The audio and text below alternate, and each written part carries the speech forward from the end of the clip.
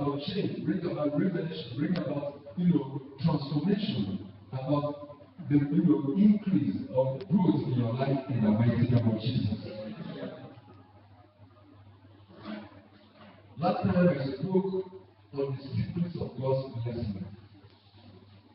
The secrets of God's blessing. Today I want to repeat the same topic, but not the same message. Because we are now in the time that we must understand the mysteries of God. We must understand the secrets of God. And I want you to know that it is not just about making noise or about, running here and together. It's about what you know. And it is important for us to know that God is God and God is ultimate. If you understand that God and have the proper knowledge you ought to have, then remember, as our Lord Jesus said, that ye shall know the truth, and the truth shall make you free. Now, freedom is not just only free. When sometimes you use certain passages referring to terms of deliverance, freedom from demons. But you know that demons also cause poverty. So when they say freedom from poverty, poverty is not only about finance. Poverty relates to a lot of things. There are people who are mentally poor. There are people who are socially poor. There are people who are financially poor. There are people who are, physically poor. They lack parents. They need help. And even God cares for the poor. And that is why He tells us that whoever gives to the poor, lends to Him. That's what it means is this. If you give to the poor, then it is God borrowing from you. And that which He has borrowed from you, He will multiply and give back to you. Amen. The secrets of God's blessing today I'm going to do is because we must understand that we are living in a time that God considers to be a special time to His people, a time He wants to bless His people, a time He wants to bring His people to bear upon His people, a time that something different is about to happen, and you must know Him, you must know it, you must understand it, because knowledge strengthens you. What you know, gives you faith, gives you power, makes you strong. And that is why in the book of Daniel chapter 11 verse 32, where, that B says, and they that do know their God shall be strong and do exploits. Why are they strong? They are strong because of knowledge. Why do they do exploits? Exploits will result because of what they know. What you know determines what you do. If you know something that is the wrong way, you will do the wrong thing. If you know something the right way, you do the right thing. When an assignment is given to somebody and the person does not understand the assignment, you will do the assignment but you did the wrong thing. It's either they say you wrote out a point or you did the formula. Now, what you know determines what you do. But in Christ, He said, the day that do know their God shall be strong and do exploits. Now, God wants you to be strong. God wants you to do exploits. God wants you to be victorious. God wants you to step forward and move forward. God wants you to begin to break grounds. God wants you to begin to break limits. God wants you to begin to break barriers and get out of your closet, out of your limitation, into the liberty, the freedom, the horizon where there is no limit, where you can do a lot of things. Through Him, through faith in Him. Remember that the Bible says in the New Testament tells us, be strong in the Lord and in the power of His might. Now, why is it asking you to be strong? Because you need to exercise faith. Now, to be strong means that there is something that is coming against you that will require your strength. To be strong in the Lord means that you should not be weak. You should not weaken out. You should not chicken out. You must understand that yes, this thing is coming, but I am not question of God. I have the Lord backing me. I am strong in the Lord and in the power of His might. And if you know that it is not by your strength, no matter what you go through, you are going through affliction, you are strong in the Lord and power of His might. It does not bring you down. It does not discourage you. It does not limit you. It does not make you to lose hope. Now, if you are facing some challenges, you know that yes, these challenges are there. But my God is strong. Therefore, and I am strong on him. And if I am strong in the Lord, I'm not going to chicken out, I'm not going to run away, I'm not going to fizzle out, I'm going to confront it. Because men that do know their God shall be strong and do what? Exploit. Nobody does exploit without strength. Nobody does exploit without strength. And that is why in the book of Hebrews chapter 11 verse 6, we are told that it is impossible to please him. Because whoever must go to God must believe that he is, and that he is the rewarder of them that diligently seek him. Now for you to be rewarded, you must seek God diligently. Can somebody say diligently? Now you must seek God diligently. That means carefully, consciously. Carefully, consciously. You must diligently seek him. Now why? Nobody can seek God. Nobody can serve God. Nobody can do sacrifice for God. Who does not know God? Who does not understand that, look, I have to be strong because that is the reward. I have to be strong because I know my God. Now, what is that strength? It is your faith. Knowledge strengthens your faith. Knowledge increases your faith. Knowledge makes you bold. Knowledge gives you an edge. Because when you know something, you know that there is something there. You are not afraid. When another one sees a snake that is already dead, they are such an adult to not begin to run away. But if a child meets it, the child will just fall and fly. Because that child does not have the knowledge of how to know where a snake is dead or alive. But the adult will look at it very well and say that this one has killed. Look at the reality. So he is bold, he is strong. Boldness comes by the Spirit of God from the knowledge you have. And God wants you to be bold. God wants you to be strong. And God wants you to be successful in Jesus' name. Amen. Amen. Praise the Lord. Today, I want us to look at this passage very carefully to see the secrets. One part of some of the secrets of God's blessings, and now reading from the book of 1 Kings, chapter 3. 1 Kings, chapter 3. And we read from verse 3. 1 Kings, chapter 3, from verse 3. And Solomon loved the Lord, walking in the statutes of David his father. Only he sacrificed and brought incense in high places. And they came out to Gibeon to sacrifice there, for that was the great high place. 1,000 burnt offerings did Solomon offer upon that altar. In Gibeon, the Lord appeared to Solomon in a dream by night, and God said, ask what I shall give thee. And Solomon said, thou hast shown unto thy servant David my father great mercy, according as he walked before thee in truth, and in righteousness, and in uprightness of heart with thee. And thou hast kept for him this great kindness, that thou hast given him a son to sit on his throne as it is this day. And now, O Lord my God, thou hast made thy servant king instead of David my father, and I am a little child. I know not how to go out or come in, and thy servant is in the midst of thy people, which thou hast chosen, a great people, that cannot be numbered nor counted for multitude. Give therefore thy servant an understanding heart to judge thy people, that I may discern between good and bad. For who is able to judge this thy great, so great a people? And the speech pleased the Lord that Solomon had asked this thing. And God said unto him, because thou hast asked this thing, and hast not asked for thyself not life, neither hast asked riches for thyself, nor hast asked the life of thy enemies, but hast asked for thyself understanding to discern judgment. Behold, I have done according to thy words. Lo, I have given thee a wise and understanding heart, so that there was none like thee before thee, neither after thee shall any arise like unto thee.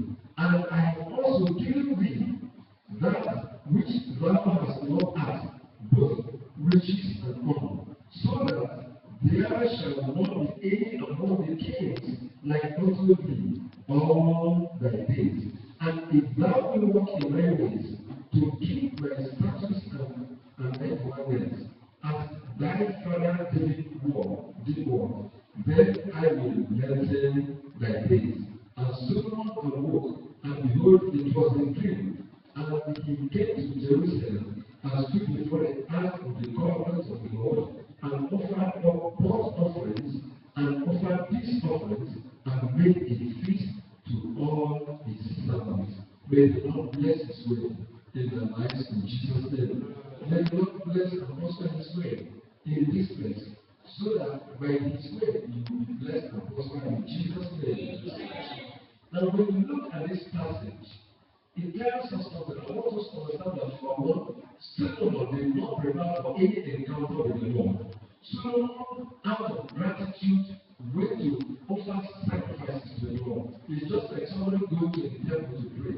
Now, listen to me. I'm going to tell you some great symbols that people are living in this time that made the church in the old, in the years before this new millennium and whatever, to be stronger than what it is today.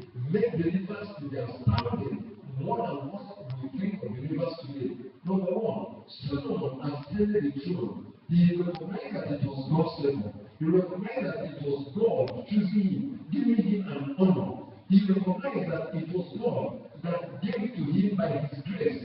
Number one, he did not enter into the family through the proper channel. But nevertheless, he had come and was accepted. So the kingship, or the kingdom, to sit on the throne of his father was not ever in his mind. But somehow, prophetically, it has been decided, it has been decreed. But yet, it was not in his mind. If you look at the last days of David, what transpired before he was called and anointed, you will know that there was no preparation. It was the prophet, the counselor, that called his mother and gave the mother advice what should be done. Even another person was taking it. Now listen to me. One thing I want you to know, whether you believe or not, whether you are just looking at you without saying anything or not, that those that sincerely depend on God, what God has prepared for you, you will not miss it. Amen. Solomon did not fight for it. Remember for this, Absalom prepared himself, always looked like a king. At the end, he organized whenever he would like God in rebellion, against his father, because he wanted the best brethren. Listen to me. Most people that look for something or look for anything desperately always go into trouble. Don't allow a commercial spirit to enter into your life. Understand that God intervenes things. God decides things. God knows what to do and what not to do.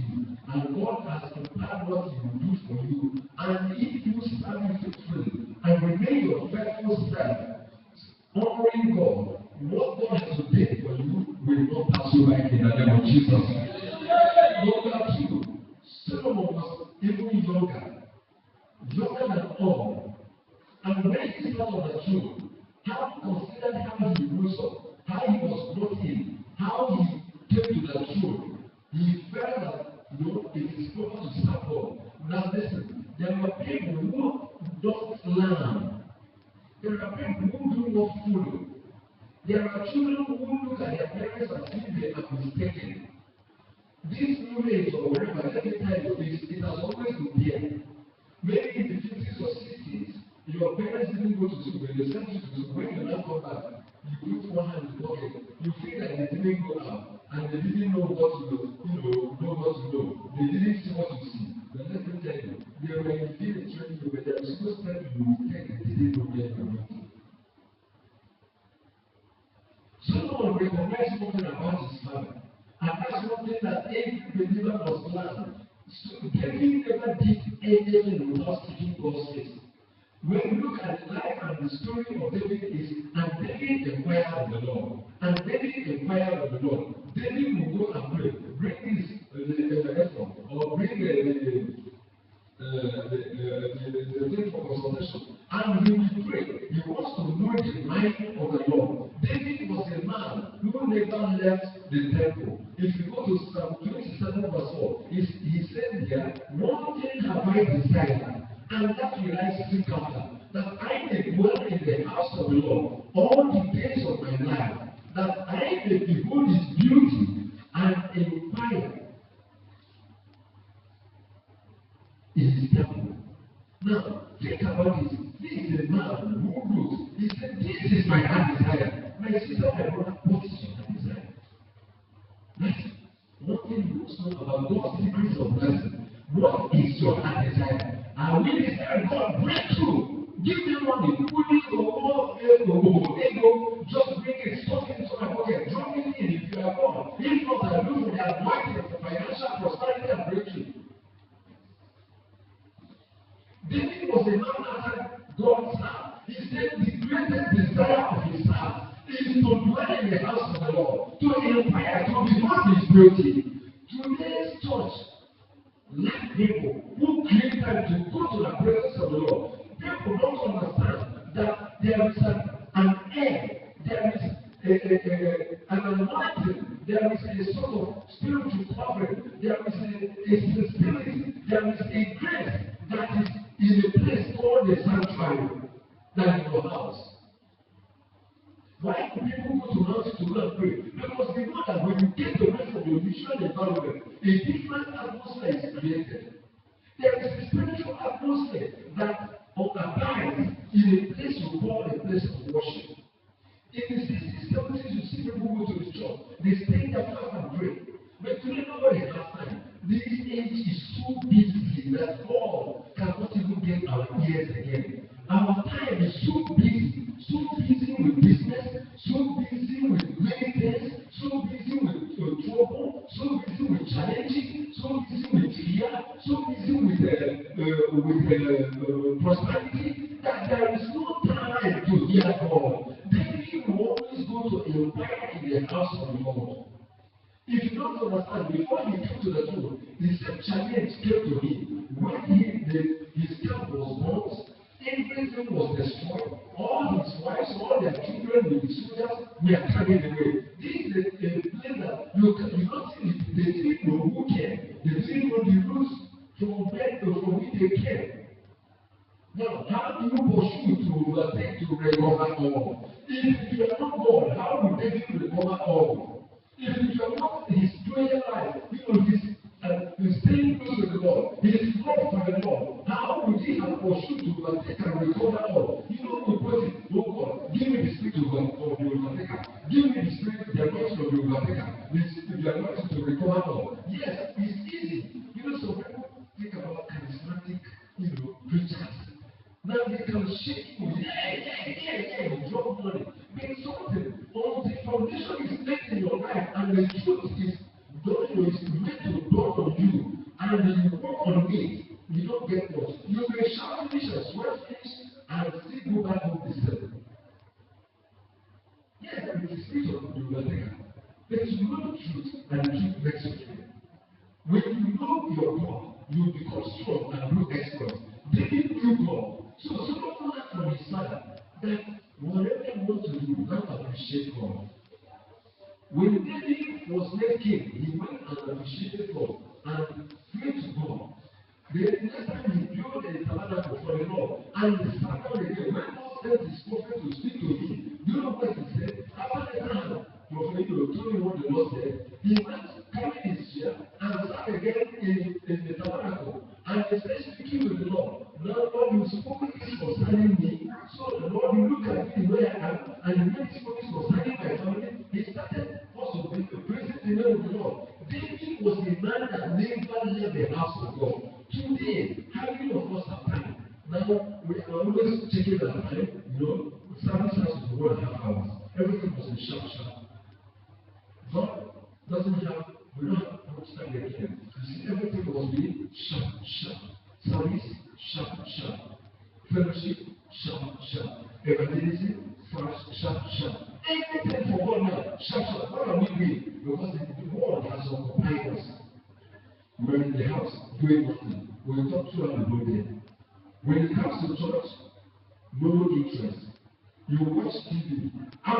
Let us pray. 10 minutes. The light is coming down to the other side. Because there is no desire, nobody, no, deepness or depth of love and determination to follow God. So someone discovered it. So someone went to Gideon to go and offer sacrifice. Do you know what he offered? 1,000 offerings. 1,000 offerings in appreciation. Listen to me. Truth can never be nullified. Truth can never be covered. Truth is very powerful. The truth you know and hold on to and practice will change you and change things around you. Truth. So someone went to the place to the high place where they offer sacrifices and offer sacrifices. Now listen to me. Now listen to me. Solomon was not expecting that anybody should know that God will even come to him or appear to him. God did not say.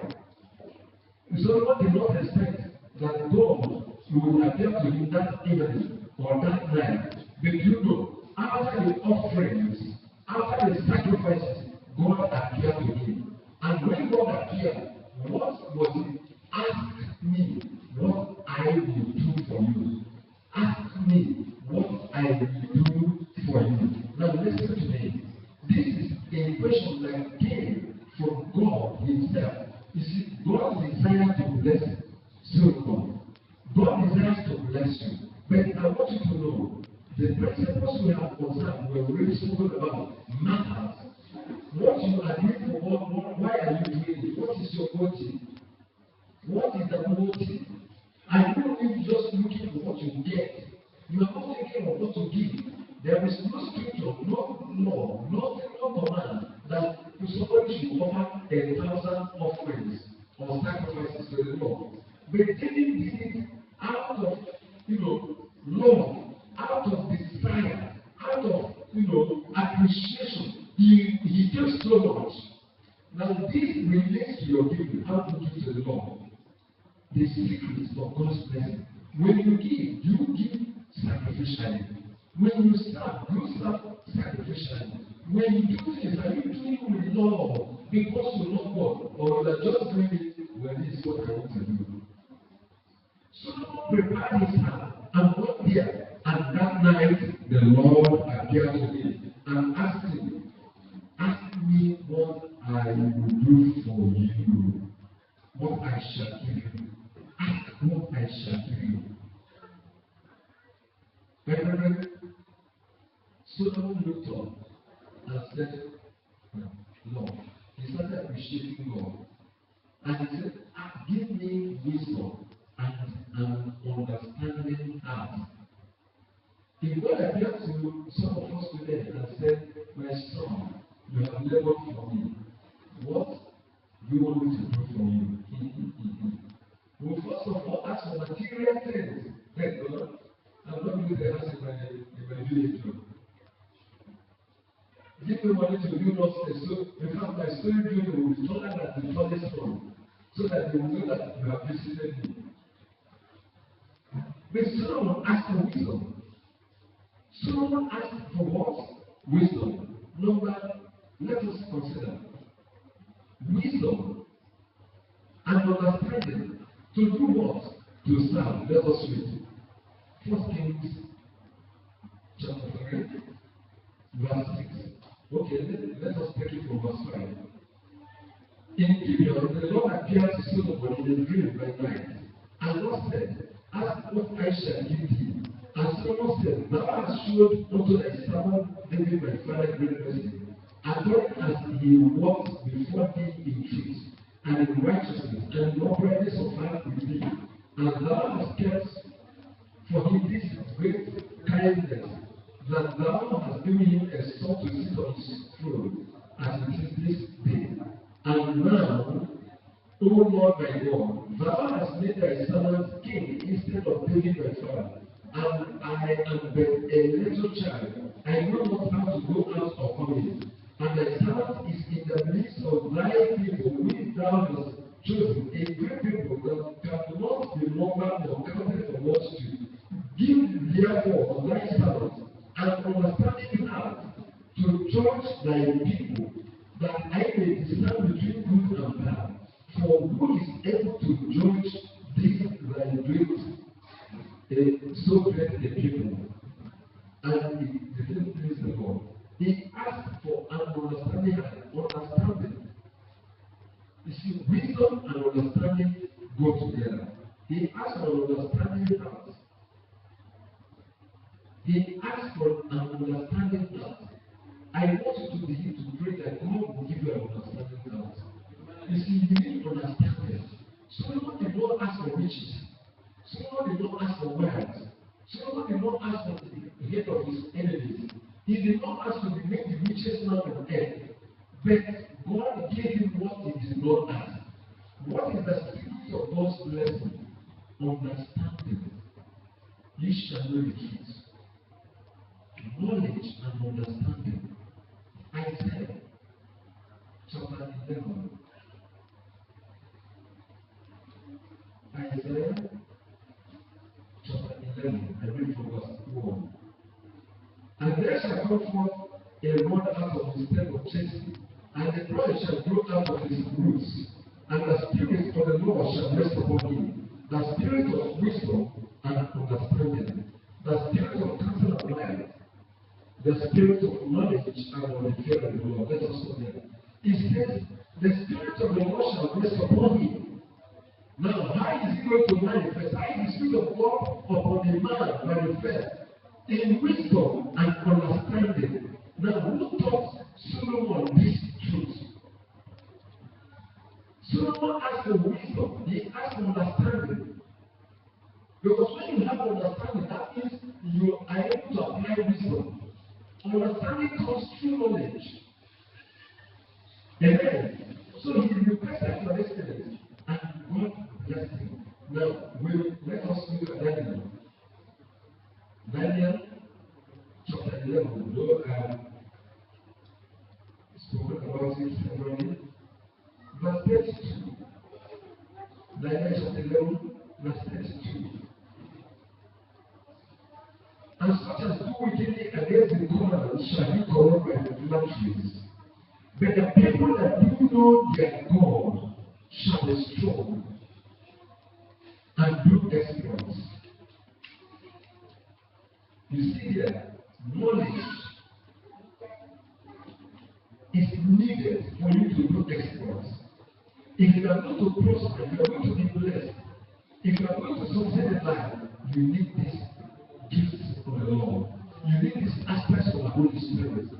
Wisdom, knowledge, understanding, you need them. John chapter 8, verse 31 and 32. John chapter 8, verses 31 and 32. Then said Jesus to those Jews which believed on him, if ye continue in my word, then are ye my disciples indeed, and ye shall know the truth, and the truth shall make you free. You see, knowledge is needed. I want you to know that you need knowledge. Knowledge of the truth. Knowledge of who your God is. Knowledge of what Christ has done for you.